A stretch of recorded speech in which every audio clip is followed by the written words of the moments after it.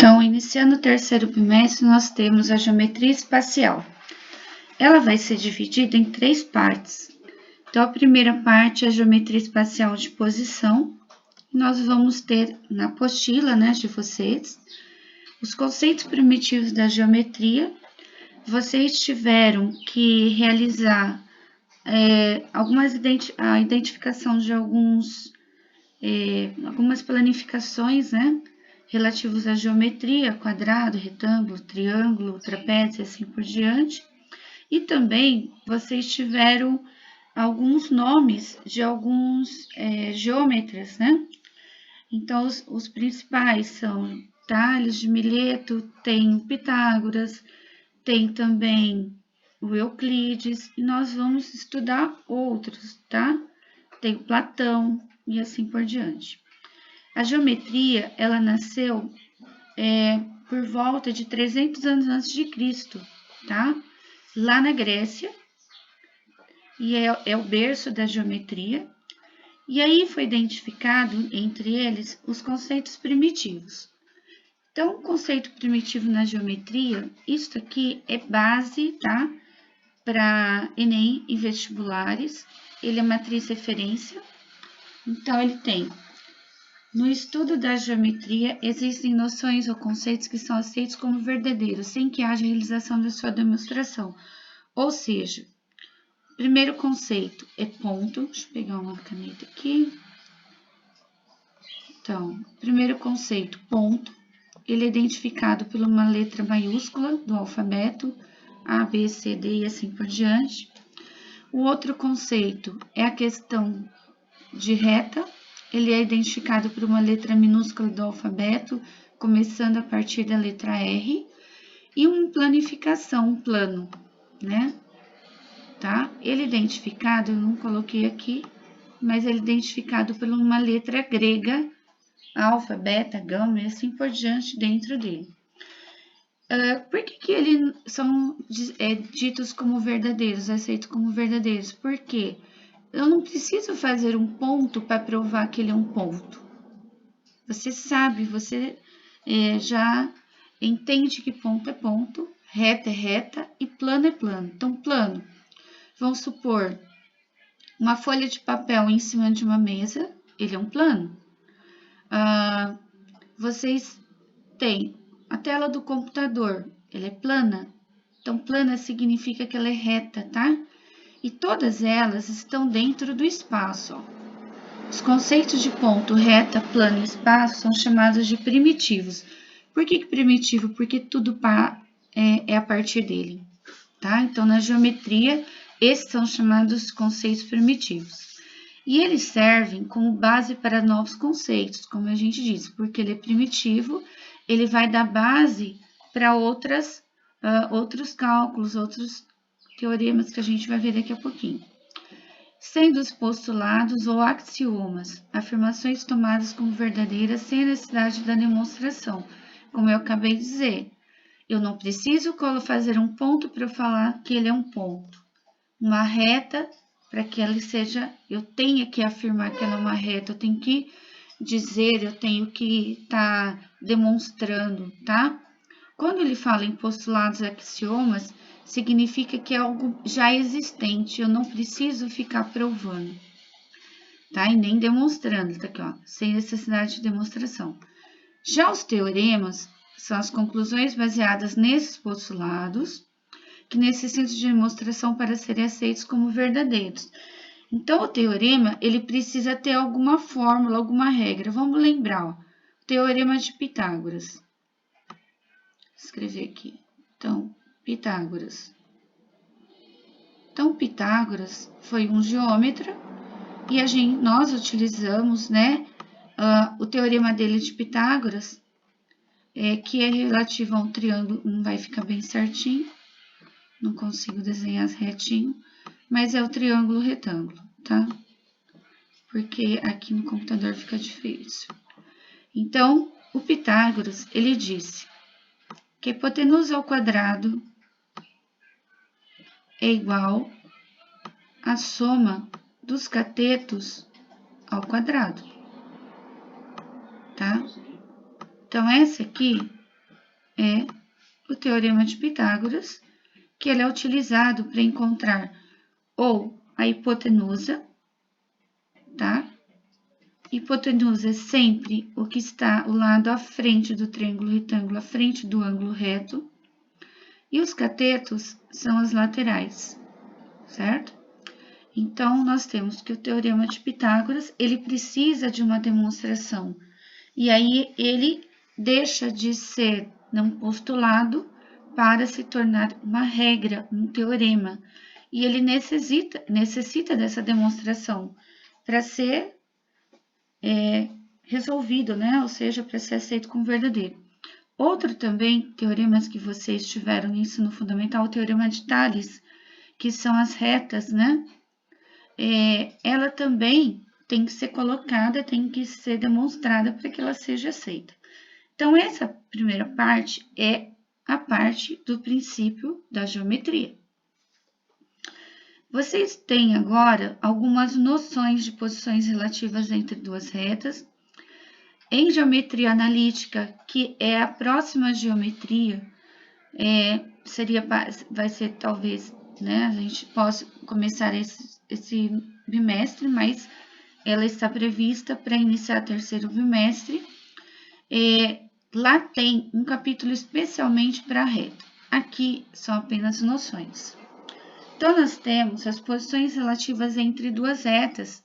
Por que eu tenho que aprender isso? Porque dentro de uma planificação, dentro de um desenho geométrico, nós temos retas, tanto paralelas, vou dizer aqui perpendiculares, pode ser também coincidentes, tá? Então, as posições relativas entre duas retas. Duas retas contidas em um mesmo plano são consideradas coplanares. Essa palavra coplanares pode ser que caia também em vestibulares. Muito raro acontecê-la no Enem. Coplanar significa que ela está dentro do mesmo plano. Ó. Então, eu vou desenhar um plano, tá? Uma planificação. E essas retas, elas estão aqui dentro. Significa que elas pertencem a um plano. Então, duas retas contidas no mesmo plano são consideradas coplanares. E aí, elas podem ser paralelas, concorrentes ou secantes, perpendiculares e coincidentes. Por enquanto, vocês só têm a teoria. Depois, ali, mais à frente, eu ensino ela no exemplo. Duas retas quaisquer, RS, né? Então, lembrando, são letras minúsculas do alfabeto, são paralelas se e somente se elas são coplanares, ou seja, está dentro do mesmo plano, e não possuem pontos em comum. E eu digo mais, para que elas sejam retas paralelas, eu faço assim, ó. Não vai ficar muito reto, mas tudo bem. O ângulo da primeira reta tem que ser exatamente igual à segunda reta. Elas não têm ponto em comum porque elas não se chocam, elas são paralelas entre si. Então, por exemplo, no computador ou no celular de vocês têm duas retas paralelas. É como se fossem a primeira parte da tela e a última parte da tela, tá? Então, são paralelas, ou seja, elas não se encontram, não se chocam, tá? E o ângulo de abertura de uma é sempre igual ao ângulo de abertura de outra. Então, elas têm ângulos iguais. Isso a gente vai ver mais profundamente em geometria analítica. Agora, elas são concorrentes ou secantes. Então, duas retas RS, quaisquer, são concorrentes ou secantes, se e somente se elas são também coplanares, ou seja, estão dentro do mesmo plano, e possuem apenas um ponto em comum. Então, vamos supor, tá? Por exemplo, essas duas retas, ela tem um único ponto em comum, elas se chocaram. Então, elas são chamadas de retas concorrentes ou secantes. O ângulo de abertura dela é sempre maior que 90 graus ou menor que 90 graus aqui, tá? Então, elas são chamadas de concorrentes ou secantes. As perpendiculares também, elas podem se chamar concorrentes. Só que a diferença da secante lá é que essas duas retas, ela formam um ângulo reto entre si, ó. O símbolo dela é isso aqui, ó. Tá? O símbolo dela, ela fica assim, ó, que nem uma cruz. Né? Aqui no computador ele não fica bem reto. Só que é o seguinte, ó. Aqui ela forma um ângulo de 90 graus, um ângulo reto. Então, a gente diz que essas retas, elas são chamadas de perpendiculares, ó. Aqui fica um ângulo de 90 graus, tá? É como se fosse uma cantoneira, né? Um cantinho, tá? E as coincidências é quando as duas retas, uma sobreposta à outra, a gente não enxerga elas. Não vai dar para desenhar bem certinho, mas é uma sobre a outra. Elas têm o mesmo conjunto de pontos, ou seja, se eu colocar um ponto A aqui no início e aqui o ponto B, tanto a primeira quanto a segunda tem o mesmo conjunto de pontos, se a gente fosse desenhar isso lá no plano cartesiano. Então, elas são chamadas de retas coincidentes. Então, ela tem o mesmo conjunto de pontos. Então, essas são as noções relativas entre duas retas, são também noções primitivas de geometria. Nós temos também os poliedros. Então, quando eu falo poliedro, eu falo em figuras agora espaciais, tá? Nós temos aqui esse bimestre da seguinte maneira. Nós temos a parte agora introdutória com poliedros, depois tem os prismas e por último tem corpos redondos. Eles são chamados, todas essas figuras que eu disse para vocês, elas são chamadas de sólidos geométricos, porque são aqueles figuras geométricas em que eu posso ver, que eu posso tocar. Por exemplo, a caixinha de pasta de dente é um sólido geométrico. A caixa de sabão em pó é um sólido geométrico, tá? Um copo, né, de água, ele é um cilindro. Ou seja, são também, além de sólidos geométricos, eles são, nesse primeiro momento, eles são separados como poliedros e mais à frente ele também vai receber o nome de prismas. Tá? Por enquanto, eles são chamados de poliedros. O que significa poliedros? Poli, vários, edros são faces, tá? Tanto os prismas quanto os poliedros, a classificação deles, diferente dos corpos redondos, é que os poliedros e os prismas, eles são figuras planas. Então, como eu disse, a caixinha de pasta de dente, todos os lados são planos, são retos. Ele não tem nada redondo dele. Então, ele é chamado de poliedro ou prisma. Os corpos redondos, como eu disse, né? Por exemplo, o copo d'água, ele é corpo redondo, tá? Ele é chamado de cilindro. Um outro poliedro, por exemplo, o cubinho ou o dado, né? Para joguinho, para jogos, ele é um cubo, ele é um poliedro, tá? E aí ele fala, um dos motivos para a importância desse estudo é a constante aplicabilidade dos sólidos geométricos às situações do mundo físico, tratados em diversas áreas do conhecimento, como arquitetura, engenharia e as artes. Ou seja, esses sólidos geométricos, eles são empregados na nossa vida cotidiana. Por exemplo, a caixa d'água aqui de Nova Andradina, aqui na Sanesul, a nova caixa d'água de Nova Andradina, o novo reservatório, ele é um paralelepípedo. Então, paralelepípedo significa um sólido geométrico em que lá eu vou poder saber qual é a capacidade em volume dele. Então, quando a gente for tratar de volume e de área, nós vamos tratar em prismas. Em poliedros, nós temos outros cálculos para serem feitos. Então, agora o conceito. Então, como que é o poliedro, né? O que ele é? Então, eu coloquei para vocês, ó, poliedro são sólidos limitados por superfícies planas poligonais. Então, o que é poligonal? E o que é plana? Ó, plana significa que elas são retas. Poligonais, por exemplo, a lateral dele pode ser um quadrado, a lateral dele pode ser um retângulo, A lateral dele pode ser um triângulo, pode ser um hexágono, tá? E assim por diante, tá? Então, essas são figuras chamadas de poligonais. Poli, vários, gonais significa ângulos, né?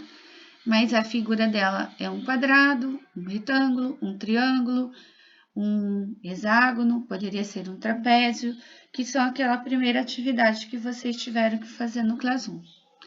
Então, um poliedro destaca-se dos seguintes elementos, ó. Todo poliedro tem que ter as faces, que são polígonos que limitam os poliedros, ou seja, face quadrada, face retangular, triangular, hexagonal e assim por diante. A quantidade de faces de um poliedro ela é sempre finita, ou seja, a menor figura que a gente existe, né, ela é chamada de tetraedro. Tetra significa 4 lados, né? Mais à frente a gente também tem a classificação dela. Então, as faces são finitas, ela não é infinita, tá? Porque é uma figura geométrica. Também, dentro dos poliedros, são as arestas. Então, arestas são os lados de cada face do poliedro, sendo que cada face é comum somente a 2 faces. Então, eu coloquei para vocês assistirem também no YouTube a explicação do que são poliedros. Então, significa, ó, cada partinha desta, ó, cada risquinho é chamado de aresta, tá? Aqui é face, ó, isso aqui é uma face. Cada separação aqui, cada reta desta é chamada de aresta. São os lados de cada face do poliedro. Por que ele é chamado de lado? Porque aqui, ó, aqui é o lado, não é, ó? E ele sempre divide, ó, 2 faces. Então, cada risquinho desse, ó, separa essa face dessa. Isso vocês também têm lá na explicação no YouTube. Os vértices são os pontos de intersecção de 3 ou mais arestas, sendo que as vértices de cada aresta são também vértices do poliedro. Então, o que é vértice? É o cantinho, ó. Aqui eu tenho um cantinho, aqui eu tenho outro canto e outro canto. Ou seja, se você olhar no teto da sala, no teto do quarto, da cozinha, assim por diante, você tem 4 cantos. Esses cantos são chamados de vértices, tá? Então, são os pontos de intersecção de 3 ou mais arestas. Ou seja, por exemplo, esse vértice liga essa aresta, esta aresta, esta aresta. Ou seja, ligou 3. Mas ela também pode ligar mais arestas, tá? Então, os cantinhos são chamados de vértices. Sendo que os vértices de cada face são também vértices desse poliedro. Então, esse é o conceito. E a classificação é da seguinte maneira. Então, como eu falei, não existe sólido geométrico menor que 4 faces. Não existe e até agora não foi criado. Não tem como fazer um sólido geométrico com menos de 4 faces. Então, ele é o tetraedro. O tetraedro é uma pirâmide com 4 lados, né? Exatamente iguais. Então, ela é uma pirâmide toda triangular. Todos os triângulos são exatamente da mesma medida, são equiláteros entre si. Tem o pentaedro, 5 lados, ou seja, ele tem 5 lados. Hexaedro, 6 lados. 7 lados, o heptaedro. 8, o octaedro. 9, eneaedro. 10, decaedro.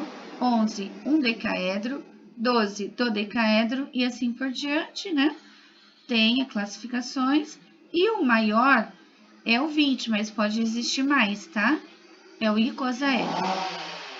Essas classificações, vocês também têm alguma nomenclatura dela bem parecida em química, servem também para a mesma classificação.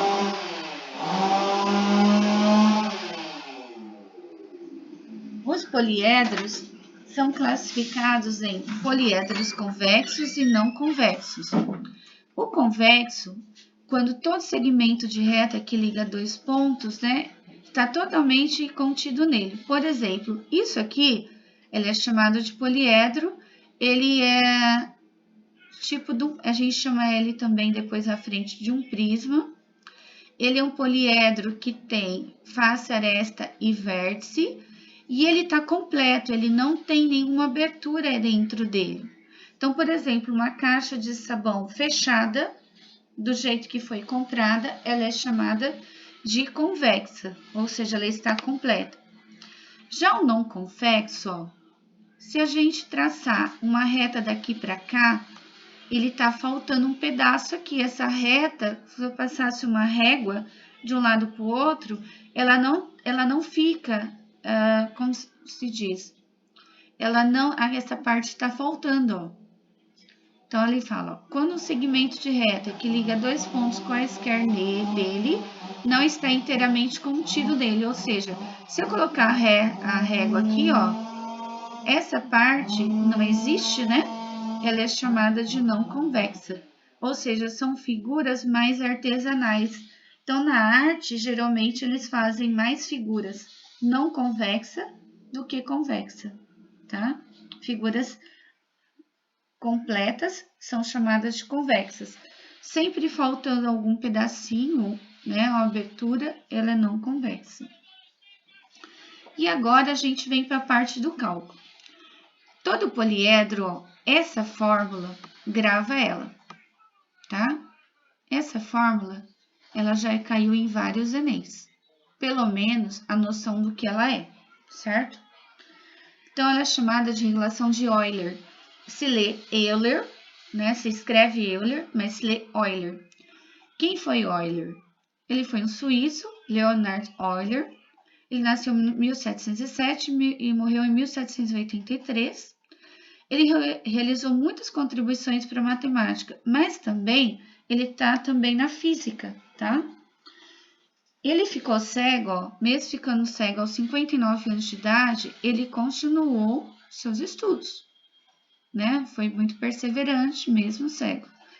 Dentre as várias contribuições de Euler, podemos destacar uma importante relação envolvendo o número de faces, arestas e vértices de um poliedro. Então, olha o seguinte.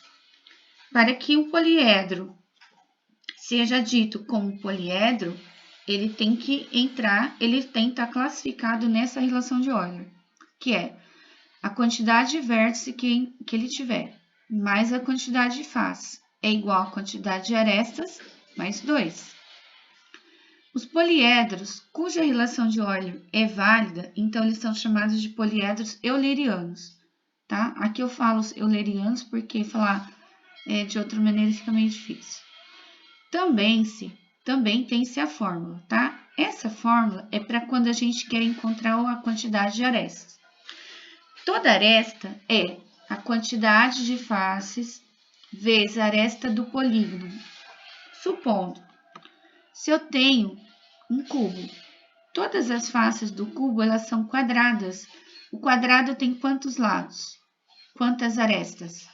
4 arestas. Então, no lugar aresta do polígono, eu troco por qual a quantidade de arestas que eu tenho, tá? Então, aresta igual quantidade de faces vezes aresta do polígono dividido por 2. Por quê? Porque cada aresta, ela sempre divide, né, dois lados da figura geométrica, ó. Aqui é uma aresta, não é? Ela divide esse lado com este lado. E aí, nós temos o outro geômetra, que é o Platão. O Platão, além de geômetra, né, ele também era o filósofo, que vocês estudam lá na filosofia. E ele nasceu em 427 a.C.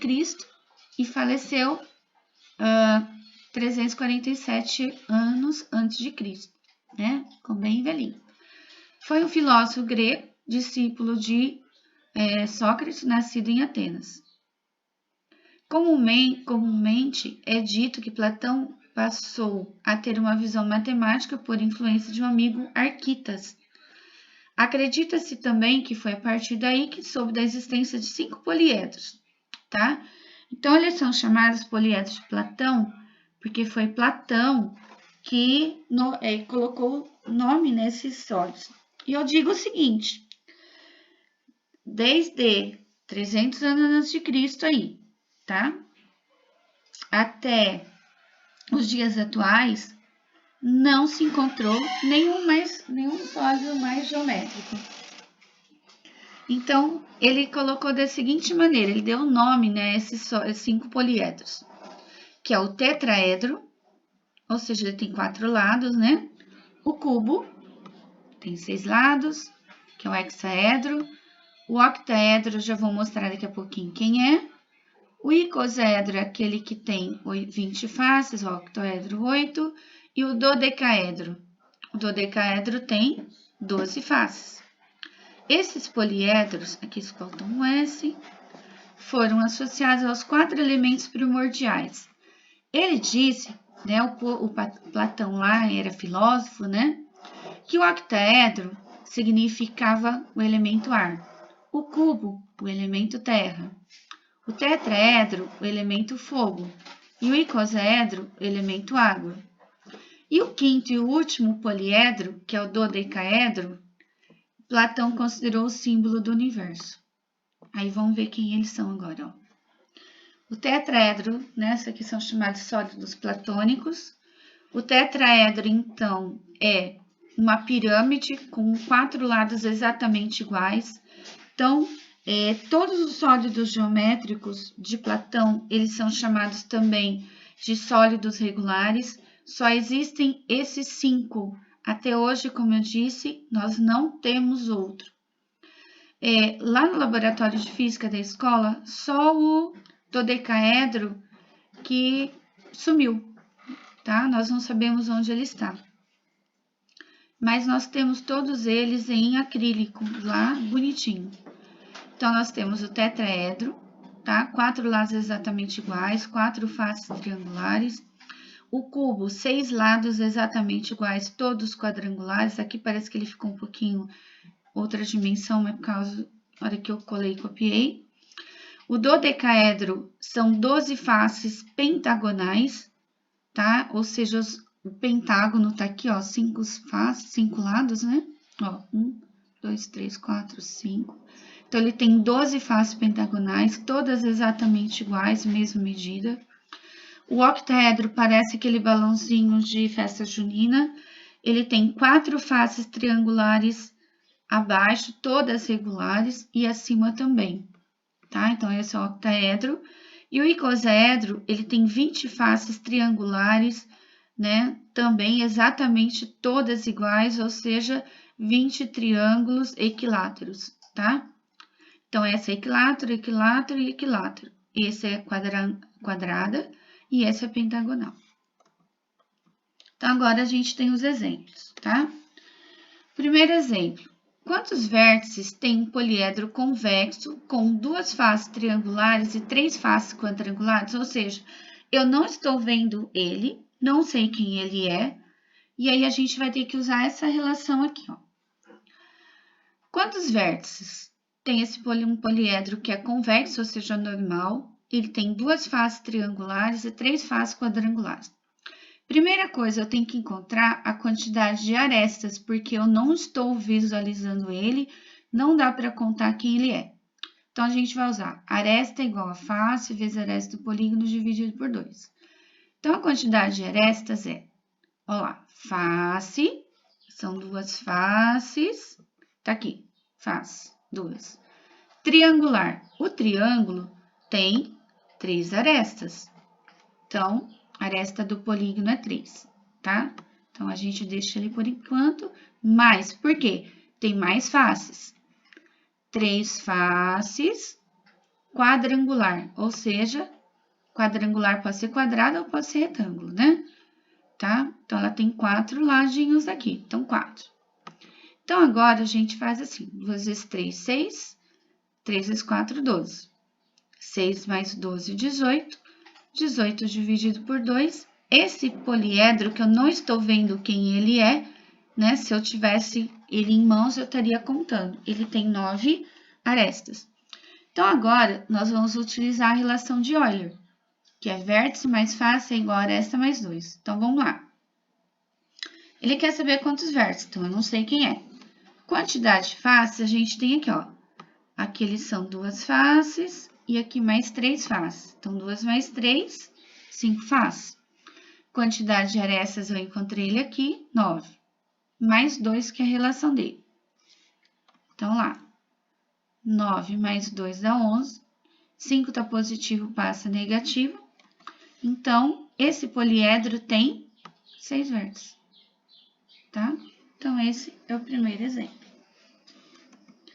Segundo exemplo.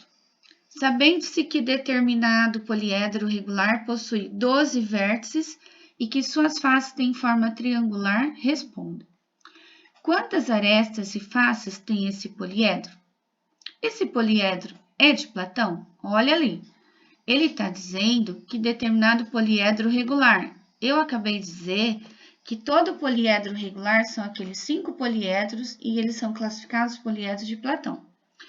A única informação que ele nos deu foi essa e que ela tem 12 vértices. A única coisa. Ele quer saber quantas arestas e faces tem esse poliedro. Então, nós vamos ter que fazer o seguinte. Na letra A. Então, eu tenho que encontrar primeiro o número de arestas, porque eu não estou visualizando que ele é. Face vezes aresta do polígono dividido por 2. Ele te falou quantas faces ele tem, esse poliedro regular? Não sabemos. Só sabemos que ela tem forma triangular. Tá aqui, ó. Então, forma triangular, ou seja, ela tem 3 retinhas aqui. Então, eu fiz, ó, F vezes 3, 3F, dividido por 2, deu 1,5F. Então, onde estiver aresta lá na fórmula, eu vou trocar por isso, tá? Para eu poder resolver. Então, agora, eu uso, né, o relação de Euler. Vértice, então, ele disse que são 12, mais face, que eu não sei quem é, que é igual a aresta mais 2. A aresta, eu descobri que é 1,5 vezes o valor da face. Então, onde tem A, troco por ele, mais 2. Então, eu faço o seguinte, face com face, né? E valor com valor. Então, 12 já estava aqui, eu deixei. 2 está positivo, eu passei para cá negativo. 1,5F estava aqui. Esse F está positivo, passa negativo. Então, ficou 1,5F menos 1F, ficou meio F. 12 menos 2 ficou 10. Eu só inverti a ordem aqui. Meio está multiplicando, ele passou dividindo. Então, 10 dividido por meio dá 20. Ou seja, ele tem 20 faces, tá? Aí, eu não fiz aqui, mas vou fazer agora. Ele também quer saber o número de arestas. Então, a aresta é igual a 1,5 vezes o valor da face, não é? O valor da face, ou seja, quantas faces tem? São 20 faces. Então, se eu multiplicar 1,5 vezes 20, vai dar 30, tá? Ou seja, esse poliedro regular tem 30 arestas e 20 faces e 12 vértices.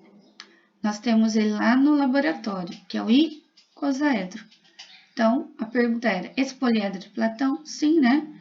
Ele é um icosaedro, porque está dizendo que ele é um poliedro regular. Então, agora, indo para frente. Nós temos, o terceiro exemplo, num poliedro convexo, o número de arestas excede o número de vértices em 12 unidades. Ou seja, o que é exceder? É sempre o que tem a mais. Calcule o número de faces do poliedro. Então, esse é um cálculo para vestibular, tá? Eu uso a relação do Euler e primeiro eu faço o seguinte, ó. Ele está dizendo que a quantidade de arestas é igual à quantidade de vértices mais 12, ó. Excede a de vértices em 12. Então, o vértice mais 12. Não sei a quantidade de vértice. Face também não sei, não disse. No lugar da aresta, eu sei que ele vale vértice mais 12. Então, eu troquei ele aqui, ó. mais 2 da relação. Então, eu tenho vértice com vértice, não tá dizendo que é uma igualdade? Então, eu faço isso, ó, elimino ela. Sobrou o quê? Face, 12 mais 2, 14. Então, esse poliedro, ele tem 14 faces. Exemplo 4.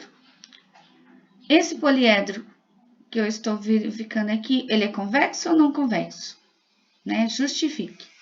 Então, eu coloquei, ele não é inteiro, né? Então, eu coloquei que ele é não convexo, porque ele é um poliedro onde o plano de pelo menos uma face divide o poliedro em 2 ou mais partes. Ou, quiser colocar outra maneira, também pode. Se eu traçar uma reta aqui, ó, ela não, colocasse uma régua, ela não fica dentro dessa figura. E na letra B, determina o número de arestas, vértices e faces. Então, eu contei, tá? Contei ele todo, essa figura espacial. Eu encontrei que ela tem 18 arestas, ou seja, 18 retas. Lembrando que se eu contar essa reta aqui, essa e essa, eu não conto ela de novo, tá? Contei todas as pontilhadas também. Todas deram 18 arestas. Quantidade de faces eu encontrei 8, né? Contando todos os lados dele, tá? De 8 lados. E os vértices são os cantinhos, ó. Eu contei, né? Então, eu contei todos os cantinhos dela, deu 12 vértices. E aí, ele fala na letra C. Nesse poliedro, a relação de Euler é válida, então eu tenho que provar em Euler se ele é um poliedro euleriano, independente se ele é convexo ou não convexo. Então, vértices são 12, faces são 8, arestas são 18, mais 2. Então, eu somei 12 mais 8 deu 20, e 18 mais 2 também deu 20. Então, 20 é igual a 20, ele é um poliedro euleriano. Então, terminamos.